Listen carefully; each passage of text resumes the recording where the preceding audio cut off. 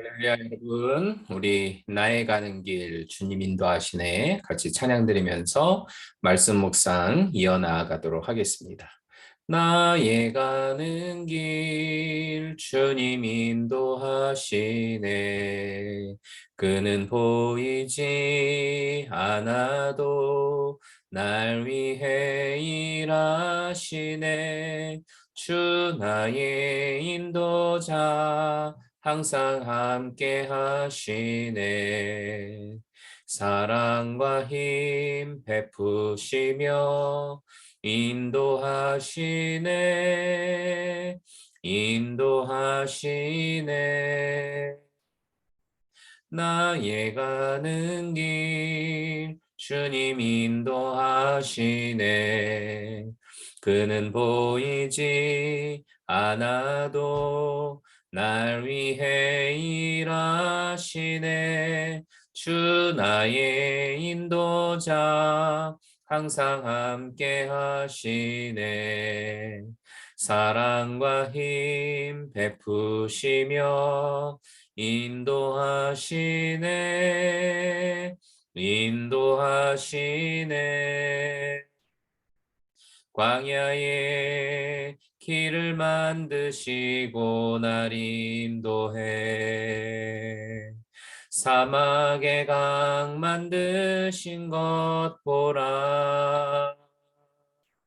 하늘과 땅 변해도 주의 말씀 영원히 내 삶 속에 새 일을 행하리.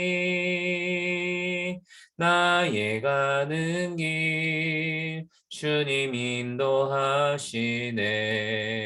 그는 보이지 않아도 날 위해 일하시네. 주 나의 인도자 항상 함께 하시네. 사랑과 힘 베푸시며 인도하시네. 인도하시네. 아멘. 기도하겠습니다. 은혜로우신 하나님, 오늘도 하나님의 선한 인도하심을 기대하며 하나님 말씀 앞에 섭니다. 우리가 주의 음성을 듣게 하시고 하나님의 뜻을 발견케 하시고 또 그 말씀에 순종하기를 다시금 결단하는 귀한 자리 되게 하여 주옵소서. 예수 그리스도의 이름으로 간구하며 기도드리옵나이다. 아멘. 자, 오늘 우리가 읽어야 할 본문은 예레미야서 9장부터 13장까지지요. 그죠? 예레미야서 9장부터 13장까지인데 그 가운데에 제가 10장 23절을 선별해서 함께 은혜를 나누려고 합니다. 예레미야 10장 23절 제가 읽어드리도록 할게요. 여호와여 내가 알거니와 인생의 길이 자기에게 있지 아니하니 걸음을 지도함이 걷는 자에게 있지 아니하니이다. 아멘. 자, 이 말씀을 보면 인생의 길이라고 하는 표현이 나오죠. 우리 인생에게는 모두가 각자 걸어가야 할 인생의 길이라는 게 있습니다. 저는 목사로서 목회자의 길이 있고 공부하는 사람에겐 학문의 길이, 가르치는 자에게는 교육자의 길이 있겠지요. 또 회사를 다니는 사람에게는 직장인으로서의 길이 있을 것이고 사업을 하는 사람에게는 비즈니스의 길이 있을 겁니다. 또 남편에게는 남편의 길이, 아내에게는 아내의 길이 있으며 아버지에게는 아버지의 길, 어머니에게는 어머니의 길이 주어져 있습니다. 이 이외에도 여러 가지 다른 이름의 길이 존재하지만 한마디로 모든 것들을 통틀어 인생길이라고 우리가 부를 수 있을 거예요. 이 인생의 길은 우리 각자에게 부과되어져 있는 몫이고 하나님이 부르시는 날까지 계속 이어나가야 할 한평생의 여정이기도 합니다. 우리가 각자에게 주어져 있는 이 인생의 길을 가는 동안 마치 전쟁과 같은 상황에 맞닥뜨리는 험난한 경험들을 하게 되고는 하지요. 가정에 뜻하지 않는 위기가 오기도 하고 사업이 위태해지기도 하고 직장 부서의 통폐합이 갑작스럽게 일어나면서 견고했던 내 자리가 흔들리는 순간들이 올 때도 있을 수 있겠죠. 그러면 우리는 자연히 이 위기의 상황을 헤쳐나가기 위한 나름대로의 방책을 생각하게 되고 이러저러한 계획들을 세우게 될 겁니다. 그런데 문제는 많은 사람들이 인생의 길이 자기 하기 나름에 달려 있는 줄로 알고 길을 향한 걸음을 자기 스스로가 끌고 간다라는 데에 있어요. 다시 23절을 보면 걸음이라고 하는 표현이 나오는데 이 걸음이라고 하는 것은 길을 나아가기 위하여 발을 옮겨 놓는 동작을 뜻하죠. 즉, 계획을 성취시키기 위한 구체적인 방법을 말합니다. 때때로 성경에서는 이 걸음의 의미를 왼쪽, 오른쪽 하듯이 방향성에 두고 설명을 할 때가 있어요. 혹은 사무엘하 6장을 보면 길이를 측정할 때에 한 걸음, 두 걸음, 열 걸음 하면서 길이를 측정할 때 쓰기도 하죠. 또 사무엘하 22장에 보면 이 걸음은 활동의 영역을 말합니다. 그러니까 네가 밟는 땅만큼 내가 너에게 주겠다 할 때에 한 걸음보단 열 걸음으로 밟는 것이 더 많이 내게 되겠죠?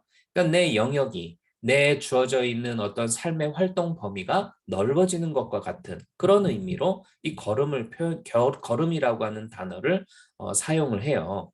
따라서 이 걸음이라고 하는 건 현실의 문제를 해결하기 위해서 방향성을 어떻게 잡아야 할지, 그리고 한 걸음 나가야 할지, 두 걸음 나가야 할지, 열 걸음 나가야 할지, 뭐 또 그렇게 하면 내가 얼마만큼 성취시킬 수 있을지 등등 여러 가지 많은 구체적인 행위들이 다 이 걸음이라고 하는 단어에 포함되어져 있는 겁니다. 여기서 우리가 집중해야 하는 건 이 구체적인 행위인 걸음을 과연 누가 지도하고 끌고 가느냐에 있어요. 오늘 본문 인생의 길이 자기에게 있지 아니하고 걸음을 지도함이 걷는 자에게 있지 않다. 이 말씀과 아주 흡사한 게 잠언서 16장 9절입니다. 사람이 마음으로 자기의 길을 계획할지라도 그 걸음을 인도하는 자는 여호와시다. 우리가 나 자신의 미래를 향한 인생의 길을 위해 또는 위기의 상황을 헤쳐나가기 위한 나름대로의 계획 얼마든지 세울 수 있겠죠. 그렇지만 우리 인간에게는 결정적인 약점이 존재합니다. 그 약점이란 바로 미래를 전혀 알지 못한다라는 점이죠. 아무리 대단한 경험과 지식과 뒷받침할 만한 재정적인 어떤 여유가 있다 할지라도 앞으로의 상황이 어떻게 전개될지, 주변 환경은 어찌 달라질지 한치 앞을 예상하지 못하는 게 우리 인간이기 때문입니다. 설령 미래를 안다 할지라도 그걸 내가 원하는 대로 통제하거나 내 마음대로 할 수 있는 능력이 우리에게는 절대 없죠. 그러므로 여러분, 오직 우리의 걸음은 철저히 전능하신 하나님의 통제를 받아야만 합니다. 그래야 살아요. 다윗은 그의 인생길에서 전쟁 같은 수많은 상황과 환경과 또 원수 같은 이들을 경험했죠. 그런 다윗이 시편 103편 22절에서 여호와의 지으심을 받고 그 다스리시는 모든 곳에 있는 너희여라고 표현하는 걸 봅니다.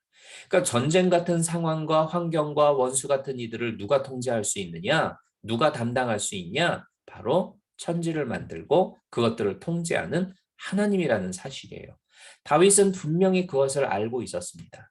그랬기 때문에 그는 전쟁터의 길로 발걸음을 옮길 때에 항상 그 이전에 언제나 하나님께 여쭙는 작업을 했던 것이죠. 내가 가리이까? 그러면 하나님이 가라라고 말씀하죠. 이때 다윗은 또 그럼 어디로 어떻게 가리이까? 이렇게 질문을 해요. 그럴 때에 하나님이 그의 걸음을 직접 인도하셨고 그 결과로 다윗은 전쟁에서 단 한 번의 패배도 경험하지 않을 수가 있었습니다. 잠언서 16장 3절을 현대어 성경으로 보면 일을 성사시키는 분은 여호와시니 하고자 하는 너의 모든 일을 여호와께 맡기라 이렇게 말씀하고 있어요. 여러분 이 말씀을 믿고 하나님을 신뢰하고 나의 모든 것을 내어 맡겨 아뢰면 하나님께서는 나의 발걸음을 반드시 개선장군 같은 승리의 걸음으로 이끌어 주십니다. 이러한 복을 체험하시길 주님의 이름으로 축복합니다. 기도하겠습니다. 내려오신 하나님 오늘 말씀처럼 우리의 발걸음을 주께 맡기고 주의 선한 인도하심을 늘 경험하며 살아가도록 도와주옵소서. 그래요 우리의 뜻과 우리의 계획이 아닌 하나님의 뜻과 하나님의 목적에 부합한 우리의 발걸음이 되게 하시고 그리하여 주께서 약속하신 약속의 땅에 머무는 우리 모두가 되게 하여 주옵소서. 예수 그리스도의 이름으로 간구하며 기도드리옵나이다. 아멘. 자, 오늘도 좋은 하루 되십시오. 내일 또 찾아뵙도록 할게요. 샬롬.